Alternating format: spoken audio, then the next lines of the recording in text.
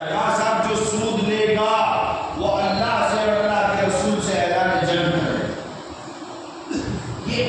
یہ آرتھک روپ سے سماج کے اندر اسمانتا کو لاتا ہے.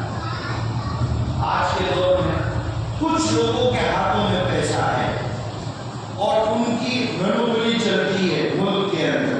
اسلام اس جاگیردارانہ نظام کے خلاف ہے. اسلام کہتا ہے ہر فرد بشر کے ہاتھ میں پیسہ ہونا چاہیے. دوسرا کاسا غیبت ایحب احدکم ان یاکل لحم اخیہ میتا فکرہتموہ. کاسا تم کسی کی پیٹھ کے پیچھے ایسی بات کہو کہ اگر اس کے سامنے کہو گے تو اس کو تکلیف ہوگی. یہ غیبت ہے. اور غیبت کرنے والا ایسا ہے گویا کہ اپنے مرے ہوئے بھائی کا گوشت کھا رہا ہے. بتاؤ سماجی بھائی چارے کے نظام کو یہی غیبت ختم کر.